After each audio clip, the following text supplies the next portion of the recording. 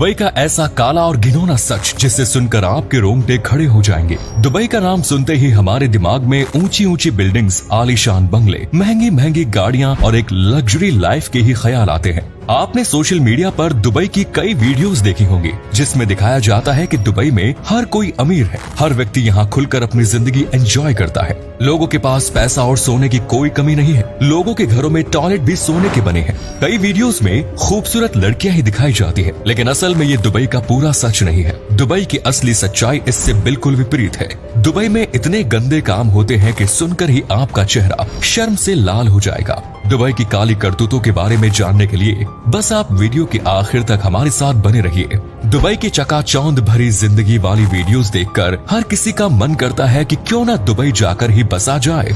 हर साल भारत से हजारों की संख्या में लोग रोजगार की तलाश में दुबई जाते हैं। दुबई ने पिछले 5 दशक में बहुत तेजी से तरक्की की है और इस तरक्की में भारत, बांग्लादेश, नेपाल और पाकिस्तान जैसे देशों की लेबर का योगदान सबसे अहम रहा है। हजारों लाखों लेबर्स को इन देशों से दुबई ले जाया गया और वहां जाकर उन्हें गधा मजदूरी के काम में झोंक दिया गया। मजदूरों को लालच दिया जाता है कि वो 1.5 से 2 लाख रुपए महीने की कमाई आराम से कर लेंगे और पैसों की लालच में लेबर क्लास दुबई जाने के लिए तैयार हो जाती है। पहले तो एजेंट, टिकट, पासपोर्ट और वीजा जैसी चीजों के नाम पर 2 से 3 हजार डॉलर्स लोगों से वसूल कर लेते हैं और उसके बाद वे जब दुबई पहुंचते हैं तो उनकी जिंदगी का सबसे बुरा दौर शुरू हो जाता है। वहां पहुंचते ही सभी लोगों के पासपोर्ट जब्त कर लिए जाते हैं। शुरुआत में 2 से 3 महीने ट्रेनिंग और ऑब्जर्वेशन के नाम पर उन्हें कोई सैलरी नहीं दी जाती। कड़ी धूप में 14 से 16 घंटे उनसे काम कराया जाता है और उन्हें रहने के लिए शहर से कई किलोमीटर दूर लेबर कैंप्स में जगह दी जाती है, जहां एक कमरे में 10 से 15 लोगों को ठहराया जाता है, जबकि उसकी कैपेसिटी सिर्फ 4 से 5 लोगों की होती है। पूरे कमरे में केवल एक पंखा लगा होता है। खाने के लिए रूखा सूखा भोजन दिया जाता है। इतना सब होने के बाद भी लेबर चाहते हुए भी वापस अपने देश नहीं आ पाते,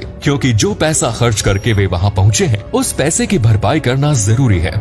बहुत से लोग अपना सामान और जमीन गिरवी रखकर पैसों का जुगाड़ करके दुबई तक पहुंचते हैं और पासपोर्ट ना होने के कारण इंडियन एम्बेसी भी उन लोगों की कोई मदद नहीं कर पाती। भारत सरकार के विदेश मंत्रालय के आंकड़ों के मुताबिक पिछले 7 सालों में दुबई में 34,000 भारतीयों की मौत हुई है। रोजाना 5 से 6 लोग दुबई में मर रहे हैं और इनमें एक्सीडेंट या नेचुरल डेथ का आंकड़ा बेहद कम है। अधिकतर लोग सुसाइड करके अपनी जान दे रहे हैं, क्योंकि नरक में रहने के कारण वे अपनी हिम्मत हार चुके होते हैं। न सिर्फ पुरुषों को बल्कि महिलाओं के साथ भी ऐसा ही बर्ताव किया जाता है। डोमेस्टिक वर्कर्स के बहाने मासूम लड़कियों को दुबई ले जाया जाता है, जहां घरों में उनसे 24 घंटे 7 दिन काम कराया जाता है। साथ ही उन्हें वायलेंस और सेक्सुअल हैरेसमेंट का सामना भी करना पड़ता है। यदि कोई लड़की इसका विरोध करती है तो उसे मार दिया जाता है या जेल में बंद कर दिया जाता है। दुबई में वेश्यावृत्ति कानूनी रूप से अवैध है, ऐसा दुनिया को बताया जाता है, लेकिन सच तो यह है कि जितनी वेश्यावृत्ति आज दुबई में हो रही है उतनी तो शायद ही आपको कहीं देखने को नहीं मिलेगी।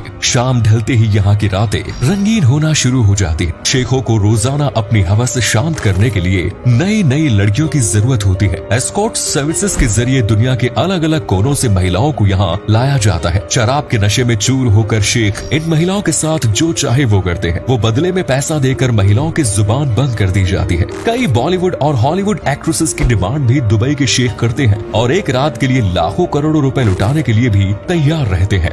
दुबई की जेलों में इंसानों को इंसान समझा ही नहीं जाता, बल्कि जानवरों से भी बदतर तरीके से यहाँ रखा जाता है। छोटे छोटे बैराकों में 15-20 कैदियों को रखा जाता है। उन्हें पीने का साफ पानी भी नसीब नहीं होता और कई बार तो टॉयलेट में लगे नल का पानी ही पीना पड़ता है।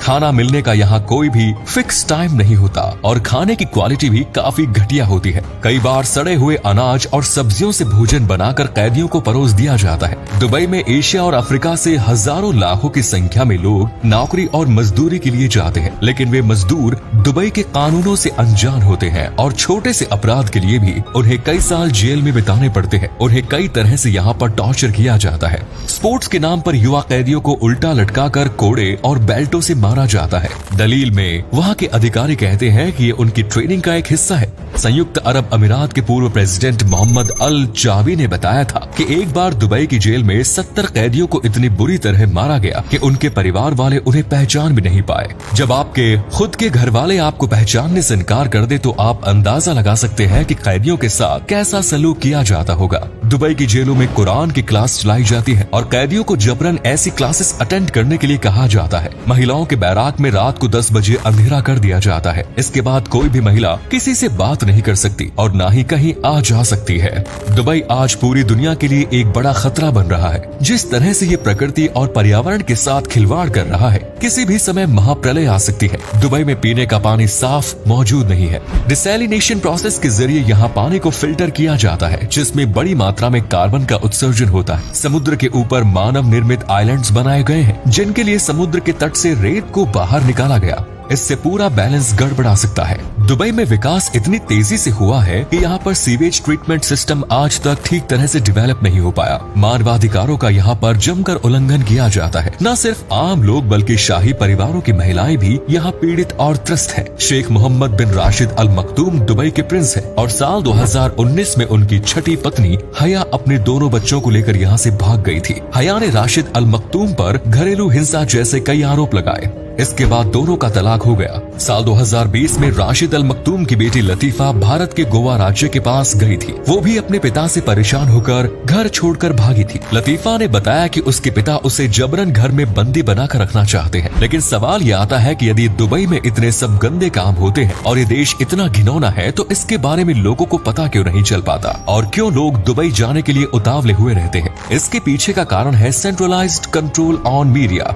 दुबई में मीडिया के अधिकार बहुत सीमित है। मीडिया दुबई के बारे में कुछ भी नेगेटिव नहीं पब्लिश कर सकती। दुबई में जो लेबर कैंप्स होते हैं वह मुख्य शहर से 40 से 50 किलोमीटर दूर बनाए जाते हैं, जिस कारण पर्यटकों को उन कैंप्स के बारे में भी कभी पता नहीं चल पाता। शेखों की पार्टियां काफी प्राइवेट रहती हैं और दुबई ऐसा कर क्यों रहा है, इसका सीधा सा जवाब है टूरिज्म को बढ़ावा देना। यदि दुबई के ये सभी काले सच लोगों को पता चल जाए तो भला कौन दुबई जाना पसंद करेगा और कौन रोजगार के लिए अपने परिवार को छोड़कर दुबई जाएगा। इसीलिए वीडियोस में दुबई को एक लग्जरी और आलीशान शहर के तौर पर दिखाया जाता है। यहाँ की लाइफस्टाइल दिखाकर लोगों को आकर्षित किया जाता है। लेकिन सच तो ये है कि दुबई मॉडर्न स्लेवरी का एक बेहतरीन उदाहरण है। तो उम्मीद करते हैं वीडियो पसंद आई होगी। अगर आई तो लाइक कीजिए, शेयर कीजिए, कमेंट्स कीजिए और इस वीडियो को देखने के बाद आपको पता चल गया होगा दुबई की घिनौनी सच्चाई का। वो कहावत है ना कि दूर के ढोल सुहाने लगते हैं, ठीक ऐसा ही हाल दुबई का भी है। दुबई का केवल एक पहलू ही दुनिया को दिखाया गया है। धन्यवाद।